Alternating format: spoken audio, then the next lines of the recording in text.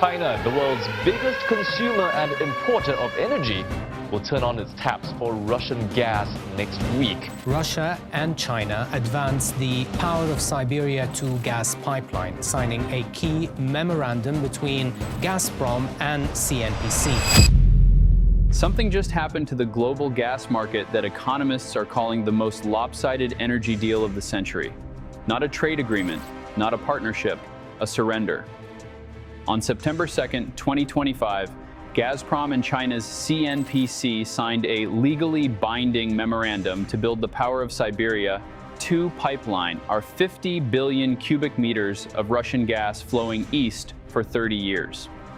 Gazprom CEO Alexei Miller called it the largest, most ambitious, and most capital-intensive gas project in the world. But buried inside the fine print is the number that changed everything. China is paying around $248 per 1,000 cubic meters, 38% less than the $402 paid by Gazprom's other clients outside the former Soviet bloc. Bloomberg confirmed the 2026 price falls to $240, 37% below the $380 average export price. Beijing did not negotiate a discount. Beijing dictated the terms. And the gas that Germany once burned to power Europe's largest industrial economy is now flowing to Chinese factories at prices so low they collapsed Gazprom's own profit model. Putin called it a historic partnership. Bloomberg called it a one-third markdown. Economists called it something else, a heist. Share this everywhere because what just happened between Moscow and Beijing, China securing a 38% discount on Russian pipeline gas, while Europe pays spot prices that hit 61 euros per megawatt hour, Russia's sales to China now covering only 1/5 of Gazprom's former European exports, which have plunged 12-fold since the invasion of Ukraine. Carnegie analyst Sergei Vakulenko estimating Power of Siberia 2 will bring only $2.5 to $4.3 billion per year, versus the $20 billion annual rent lost from Europe. Europe spending over $230 billion on Russian oil and gas in the past 4 years and still unable to break the dependency, and China's share of Russian fossil fuel revenues hitting 43% in March 2026, 8.5 billion euros in a single month, is not a market deal. It is the largest transfer of energy wealth from one continent to another since the discovery of Middle East oil, signed in Beijing, paid for by Europe.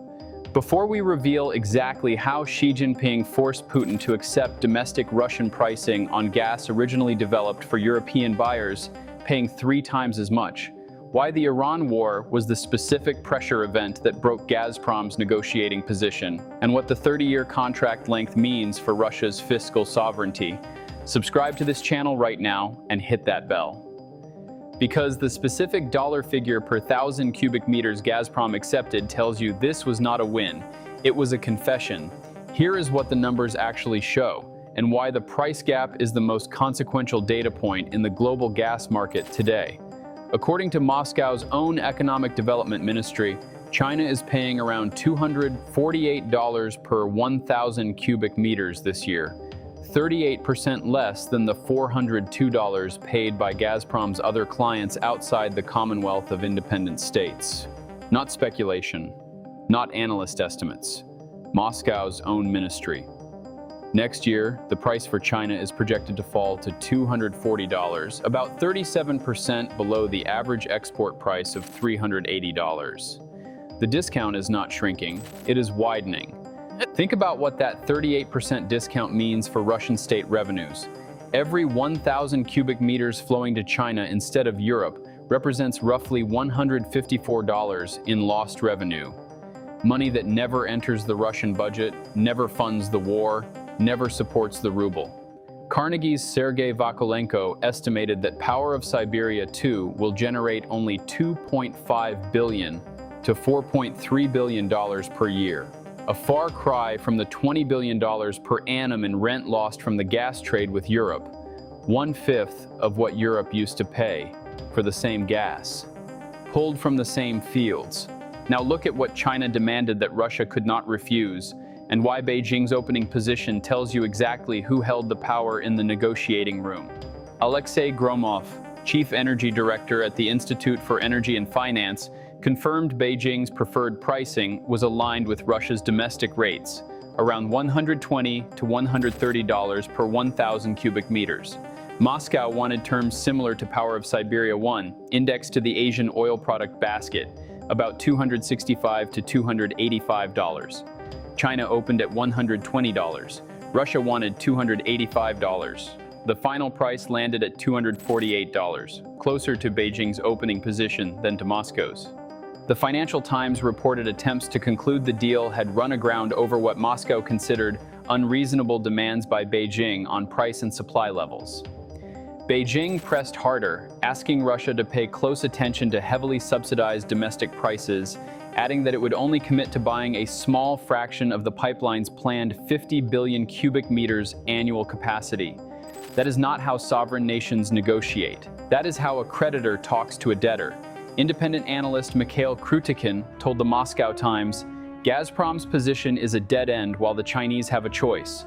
Krutikin added, "Go ahead, build a pipeline at your own expense, and then we will not buy the full amount of its capacity because we don't really need it. And if we do, it will be at Russia's internal prices." That is the exact position Gazprom accepted. Just look at what Europe is paying for the same molecule, and why the price differential exposes a wealth transfer no sanctions regime has ever produced. In March 2026, European benchmark gas prices at the TTF hub rose 51%, from $41 per megawatt hour to $61 per megawatt hour.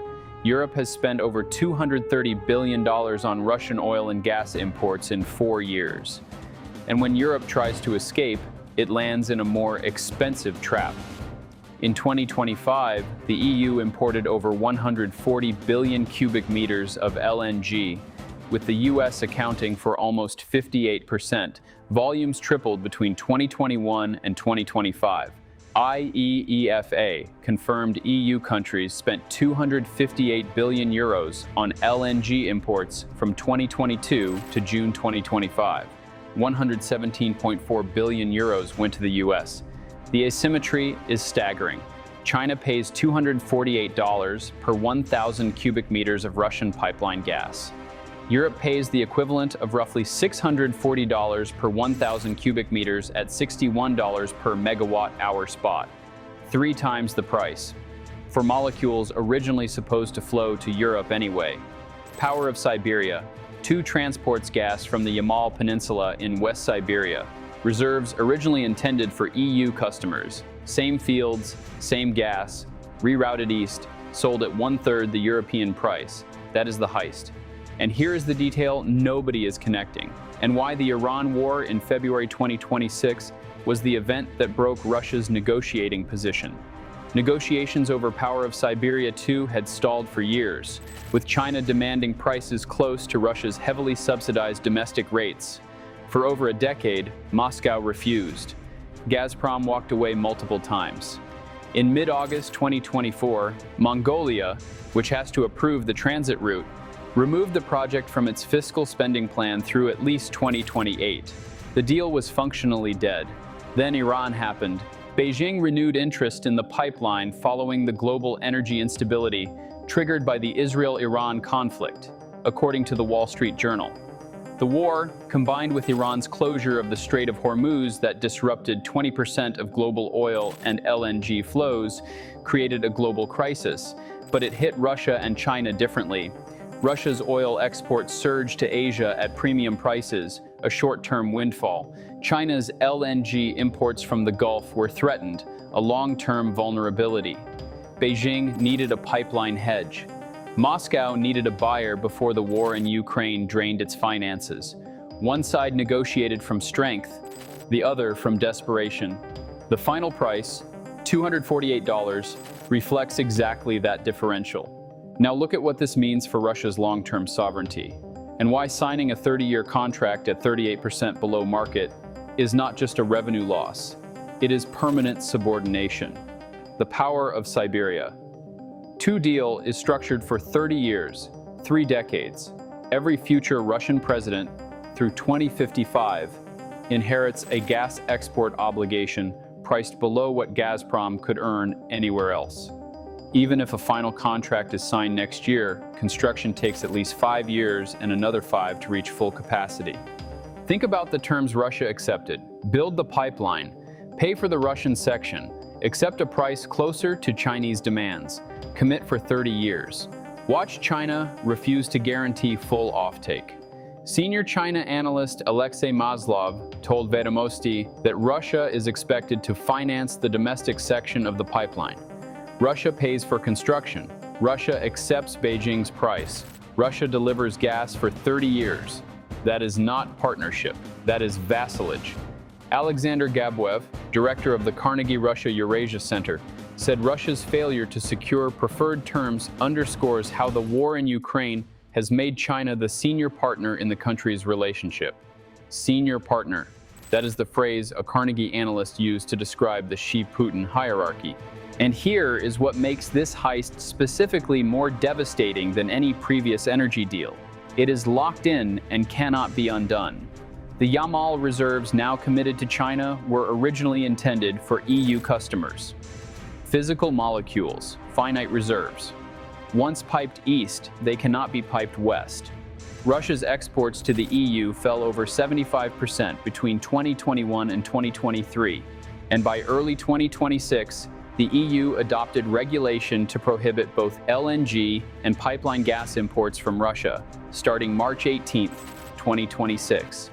The European market is legally closed. The Chinese market is contractually locked. There is no pivot left. China's current gas production already accounts for 58% of its total consumption, meaning even as Russia signs 30-year contracts, China is simultaneously building domestic production, importing from Turkmenistan and Myanmar, receiving US and Qatari LNG, and developing renewables. China does not need Russian gas the way Russia needs Chinese buyers. That asymmetry is built into the structure of the deal and will deepen every year of the 30-year contract. One thing is absolutely certain. China pays $248 per 1,000 cubic meters, while Gazprom's other clients pay $402, a 38% discount. Bloomberg confirmed the 2026 price falls to $240 versus a $380 average. Power of Siberia 2 is a 30-year contract for 50 billion cubic meters per year. The contract generates only $2.5 to $4.3 billion annually versus $20 billion lost from Europe. Europe pays 61 euros per megawatt hour at TTF, 3 times what China pays for the same gas. Europe spent $230 billion on Russian energy since 2022 and is still replacing it with expensive US LNG. The Iran war and Hormuz closure gave Beijing the leverage to close the deal on its terms. Carnegie confirmed China is the senior partner in the Russia-China relationship. Putin did not sell gas to Xi. Putin signed 30 years of guaranteed supply into Chinese price control. If Power of Siberia 2 begins construction on schedule and deliveries flow by 2030, every cubic meter of West Siberian gas is locked into Beijing's price formula for 3 decades, and Moscow becomes a permanent energy supplier to a single dominant customer. If the Iran war ends and global LNG prices collapse, China uses Russian gas as backup while buying cheaper spot cargoes, leaving Gazprom stuck selling underpriced molecules through infrastructure it paid to build. If Europe succeeds in its 2027 phase-out and Russian pipeline exports fall to 0 west of the Urals, Putin is left with exactly 1 customer for half his gas production. And that customer has already proven it will demand domestic Russian prices and refuse to guarantee volume. Xi did not buy gas. Xi bought leverage. The pipeline is already being built. The price is already below market. The contract is already locked for 30 years. And Europe is already paying 3 times what China pays for the same molecule pulled from the same field. Stay tuned.